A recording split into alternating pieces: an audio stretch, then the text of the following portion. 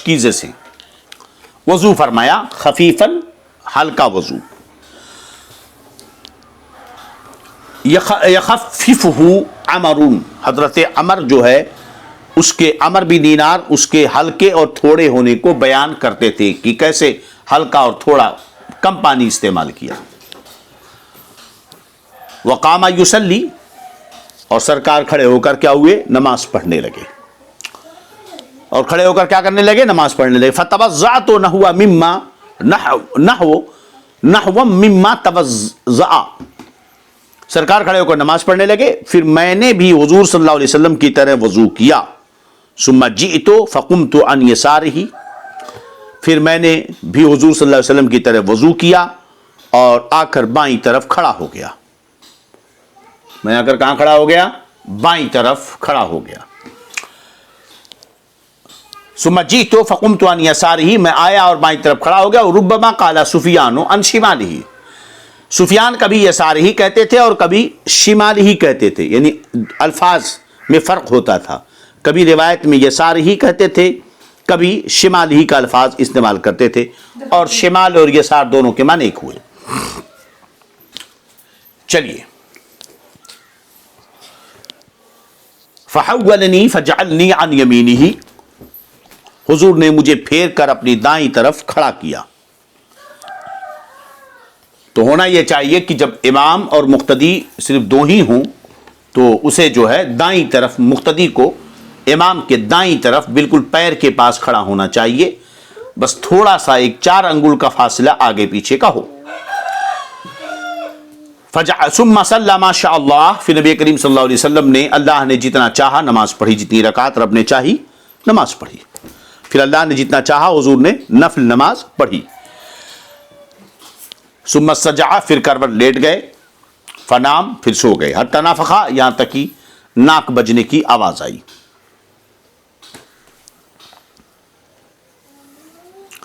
ہے نا، ناک کی آواز نکلنے لگی. ثم اتاہ المنادی، پھر مؤذن سرکار کی بارگاہ میں آیا. فاذنہ بالصلاۃ، تو اس نے مؤذن نے آ کر نماز کی اطلاع دی، یعنی فجر کی نماز کی. فقام معه الى الصلاۃ، تو حضور صلی اللہ علیہ وسلم اس کے ساتھ تشریف لے گئے اور نماز پڑھی. فصلی، تو نماز پڑھی. ولم يتوضأ، اور وضو نہیں فرمایا. قلنا لعمر، ہم نے عمر سے، ابن دینار سے کہا جب سرکار گئے اور وضو نہیں فرمایا اور نماز پڑھ لی. ولم يتوضأ، اور وضو نہیں کیا. قلنا لعمر ان ناسا یقولون ان رسول اللہ صلی اللہ علیہ وسلم تنام عینہ ولا ینام قلبہ، ہم نے عمر بن دینار سے کہا کہ لوگ کہتے ہیں کہ رسول اللہ صلی اللہ علیہ وسلم کی آنکھیں سوتی ہیں اور ان کا دل کیا ہوتا ہے؟ بیدار ہوتا ہے. قال عمر سمعت عبید بن عمیر یقول رؤیا الانبیاء وحی، عمر بن دینار نے کہا کہ میں نے عبید بن عمیر سے سنا، کہتے تھے کہ انبیاء کا خواب وہی ہے. انبیاء کا خواب کیا ہے؟ وحی ہے. ثم قرأ، پھر قرآن مقدس کی آیت کریمہ تلاوت کی کہ حضرت ابراہیم نے کہا انی ارا فی المنام انی اذبحک، کہ اے بیٹے میں خواب دیکھتا ہوں کہ میں تجھے ذبح کر رہا ہوں. تو اب اس حدیث پاک میں چند چیزیں ہیں کہ حضرت ابن عباس فرماتے ہیں کہ میں اپنی خالہ میمونہ کے ہاں میں نے ایک رات گزاری اور سرکار بھی موجود تھے. سو گئے، ناک کے بچنے کی آواز آئی، پھر اٹھے، لٹکے ہوئے مشکیزے سے ہلکا وضو کیا، نماز پڑھی. میں بائیں طرف کھڑا ہوا، سرکار نے، میں بھی کھڑا ہوا، میں نے بھی سرکار کی طرف وضو کیا اور سرکار کے بائیں طرف کھڑا ہو گیا. سرکار نے مجھے پھیر کر دائیں طرف کیا. جتنا اللہ نے چاہا نماز پڑھی، پھر سو گئے. پھر ناک بجنے لگی. پھر مؤذن آیا اور اس نے آپ کو نماز فجر کے بارے میں خبر دی. سرکار اس کے ساتھ تشریف لے گئے، نماز پڑھی اور اس کے بعد پھر سو گئے. وضو نہیں فرمایا. فجر کی نماز پڑھی مگر وضو نہیں فرمایا. اس پر عمر بن دینار اور ان کے ساتھیوں نے یہ بات کی کہ ہم یہ سنتے ہیں کہ نبی کریم صلی اللہ علیہ وسلم کی آنکھیں سوتی ہیں، دل بیدار ہوتا ہے. یہ اب اس حدیث پاک میں ایک ذکر ہے حضرت سیدنا ام المومنین حضرت میمونہ بنت حارث رضی اللہ عنہا کا. حضرت ام الفضل حضرت عباس رضی اللہ تعالیٰ عنہ کی اہلیہ محترمہ کی یہ بہن تھیں اور سرکار کے نکاح میں آئیں، حضور اقدس صلی اللہ علیہ وسلم کے حبار اقدس میں آئیں. ان کی خصوصیت یہ ہے کہ ان سے مکہ معظمہ سے 10 میل پہلے مقام صرف پر سرکار نے نکاح فرمایا اور یہی ان کا وصال بھی ہوا. دوسری خصوصیت یہ ہے کہ ان کے بعد پھر نبی کریم صلی اللہ علیہ وسلم نے کوئی اور نکاح نہیں کیا، یعنی سب سے اخیر میں آپ ہی نکاح میں آئیں، اس کے بعد سرکار نے کوئی نکاح نہیں فرمایا. تو گویا کہ حضرت میمونہ رضی اللہ تعالی عنہ ہے نا، یہ سرکار صلی اللہ علیہ وسلم کی ازواج میں آخری ہیں. حضرت ابن عباس رضی اللہ عنہ نے نماز جنازہ پڑھائی. بہت سارے محدثین نے ان سے حدیث نقل فرمائی ہے. اب یہاں پر 2 جگہ قامن نبیوں کے الفاظ ہیں جہاں ترجمے میں ذرا سا جو ہے آپ کو الجھن ہوئی ہوگی، لیکن علامہ عینی رضی اللہ عنہ نے ابن سکن سے روایت کی ہے، ابن سکن سے، کہ فقامن نبی کی جگہ فنامن نبی صلی اللہ علیہ وسلم من اللیل، یہ. اور امام قاضی عیاض نے فرمایا یہی روایت صحیح ہے، ورنہ کلام بے فائدہ اور تکرار لازم آئے گا، اس لیے کہ اس کے بعد یہ ہے فلما کانا فی بعد اللیل قام النبی صلی اللہ علیہ وسلم. تو بہرحال یہاں پر فنام النبی صلی اللہ علیہ وسلم یہ ہونا چاہیے تھا. تو بہرحال یہ روایتوں نسخوں کے اختلاف کی وجہ سے الفاظ میں کہیں کہیں اختلاف ہوتا ہے. اب نبی کریم صلی اللہ علیہ وسلم سوئے یہاں تک کہ ناک سے آواز آنے لگی، پھر نماز پڑھی. سفیان کہتے ہیں کہ کروٹ کے بل لیٹے یہاں تک کہ کھراٹے کی آواز آنے لگی، پھر نماز پڑھی. اب یاد رہے کہ نیند جو ہے یہ عام ہے، چاہے چت لیٹ کر کے ہو چاہے کروٹ کے بل.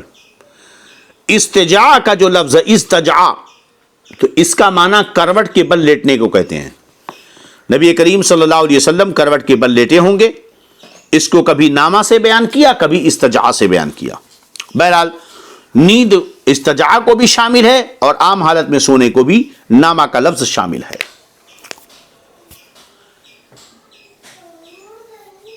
چلیے، کتنی رات گزری؟ بعض رات گزری تھی تو سرکار بیدار ہوئے. علامہ بدر الدین محمود عینی نے یہاں یہ فرمایا کہ آدھی رات ہو چکی تھی یا آدھی کے قریب.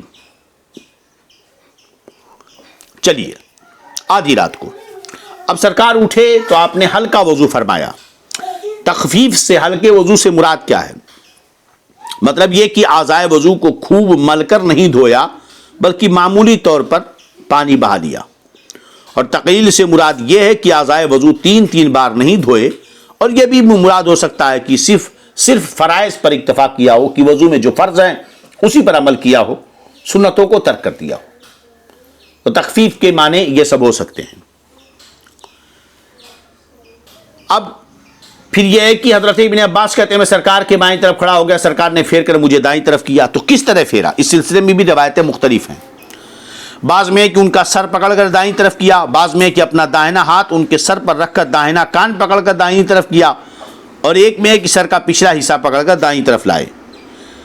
اس سے یہ سمجھ میں آتا ہے کہ پہلی بات کہ نفل کی نماز جماعت جائز ہے جب کہ تداعی کے طور پر نہ ہو. یعنی اگر مقتدی ایک ہو تو امام کے داہنی طرف کھڑا ہو اور 3 تک تداعی نہیں ہے.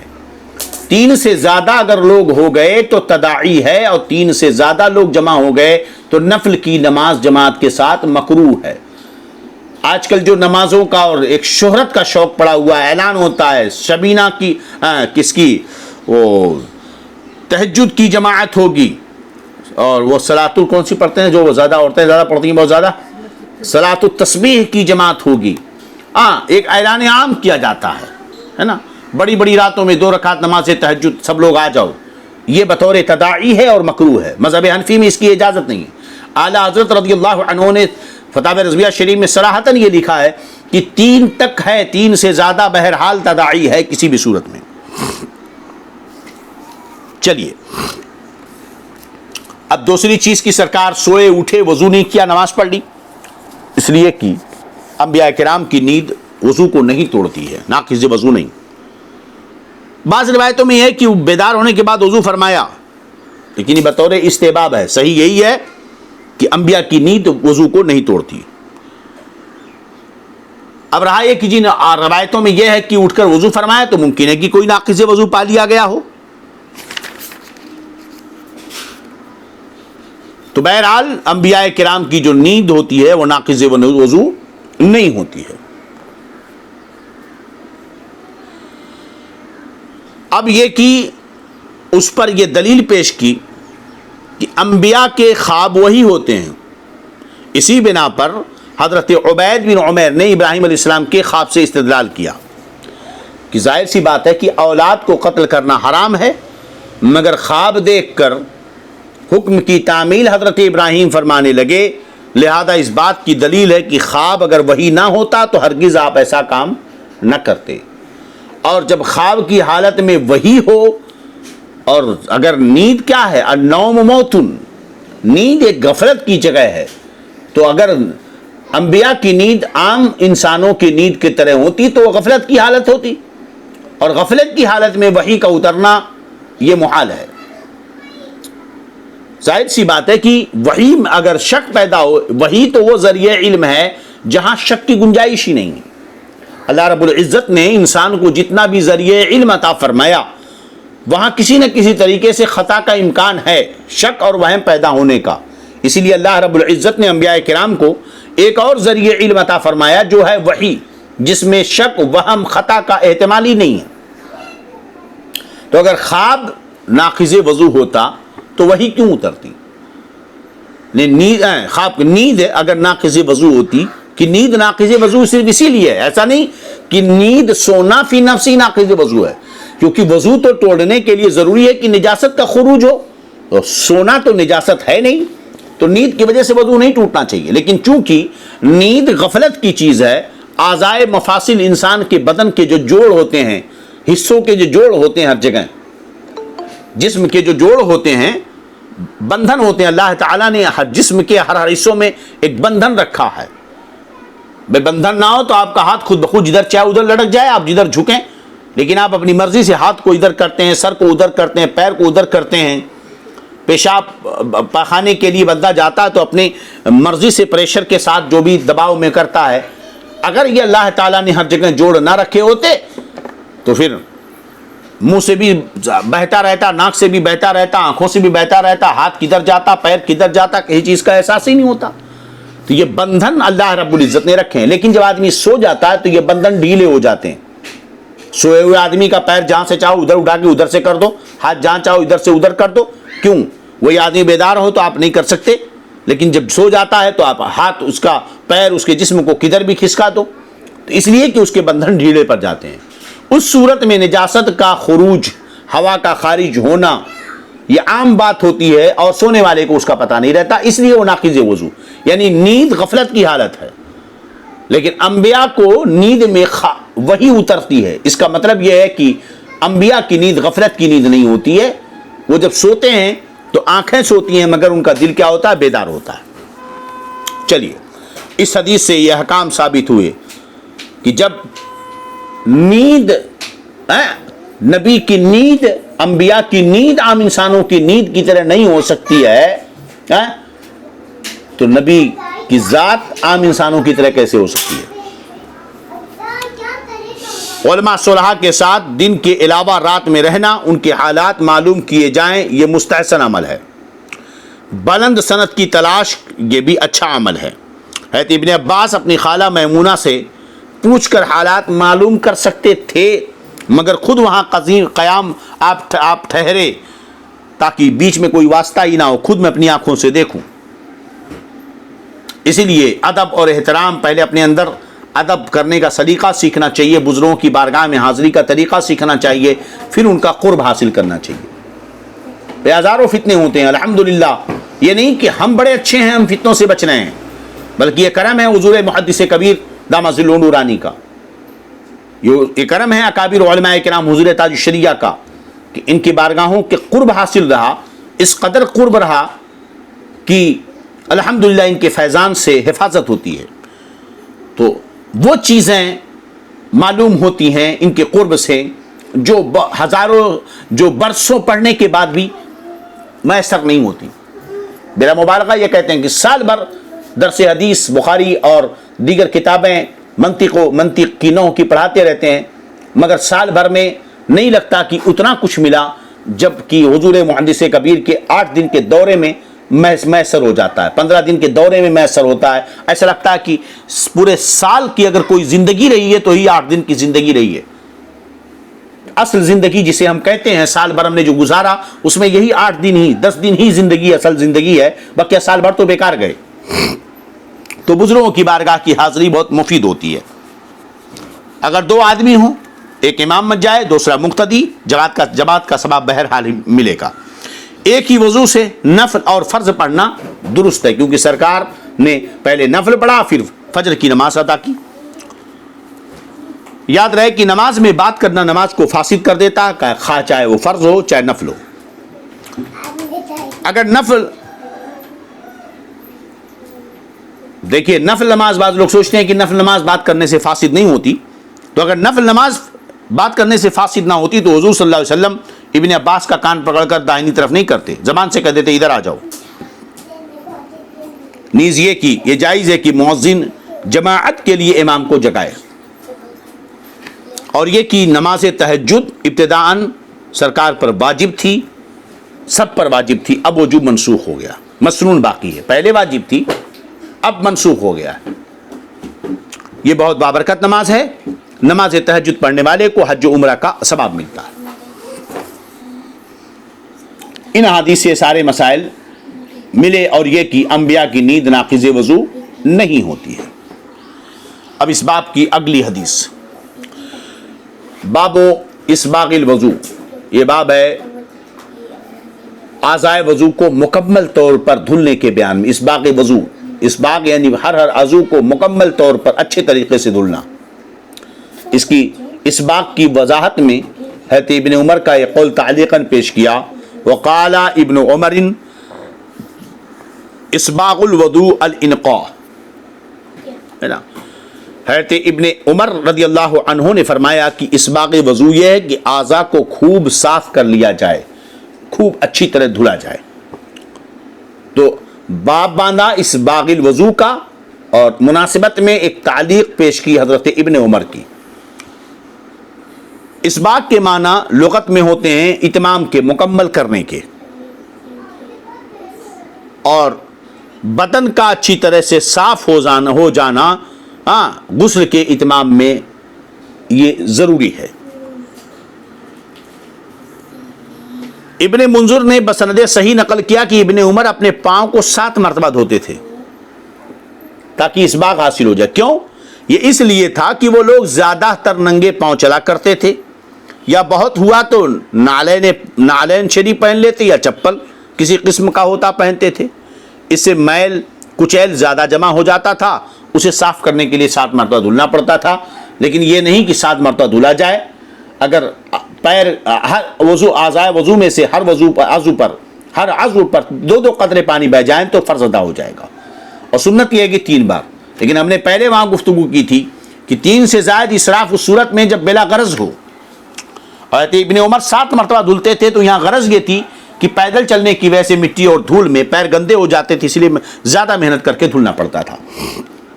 اب باب کی مناسبت سے حدیث سن لیں، تلاوت کر لیں. حدثنا عبداللہ بن مسلمہ عن مالک عن موسیٰ بن عقبہ عن قریب مولا ابن عباس عن اسامہ بن زید انہ سمعہ یقول. امام بخاری فرماتے ہیں کہ ہم سے حدیث بیان کی عبداللہ بن مسلمہ نے، اور روایت کرتے مالک سے، اور روایت کرتے موسیٰ بن عقبہ سے، اور روایت کرتے قریب سے جو حضرت ابن عباس کے آزاد کردہ غلام ہیں، اور روایت کرتے اسامہ بن زید سے انہ سمعہ یقول. انہوں نے حضرت اسامہ بن زید سے سنا، وہ فرماتے تھے دفع رسول اللہ صلی اللہ علیہ وسلم من عرفہ، کہ رسول اللہ صلی اللہ تعالی علیہ وسلم عرفہ سے چلے، حتی اذا کان بالشعب، یہاں تک کہ جب گھاٹی میں پہنچے، نزلہ اترے، فبالا آپ نے پیشاب فرمایا، ثم توضأ پھر وضو کیا، ولم يسبغ الوضوء پیشاب فرمایا پھر وضو کیا مگر پورا وضو نہیں فرمایا. فقلت الصلاۃ یا رسول اللہ صلی اللہ علیہ وسلم, میں نے کہا یا رسول اللہ نماز پڑھنی ہے. فقال الصلاۃ امامک, فرمایا نماز تیرے آگے ہے, یعنی ابھی وقت نہیں ہوا, آگے.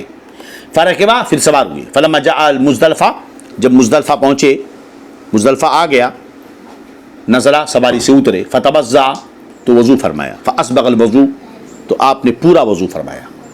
ثم اقیمت الصلاۃ, پھر نماز کے لیے اقامت کہی گئی. نماز کے لیے کیا کی گئی؟ اقامت کہی گئی. فصل المغرب, سرکار نے نماز مغرب پڑھی.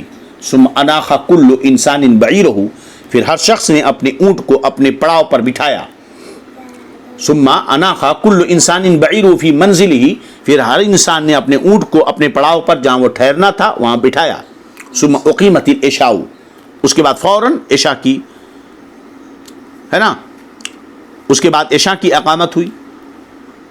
فصلی ولم یصلی بینہما, تو حضور صلی اللہ علیہ وسلم نے نماز پڑھی, اس مغرب اور عشاء کے درمیان کوئی دوسری نماز نہیں پڑھی گئی.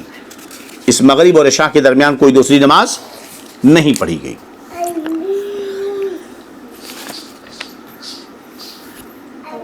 یہ حدیث کے جو راوی ہیں وہ اسامہ ابن زید, سند میں اصل جو ہیں یہ حضور صلی اللہ علیہ وسلم کے آزاد کردہ غلام ہیں اور متبنہ ہیں, یعنی سرکار نے اپنا بیٹا بنایا تھا, ہے نا, منہ بولا بیٹا.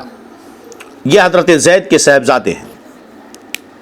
ان کی والدہ حضرت ام ایمن حضور اقدس صلی اللہ علیہ وسلم کی دائیہ اور آزاد کردہ باندی تھی. سرکار کو دودھ بھی پلایا حضرت ام ایمن نے.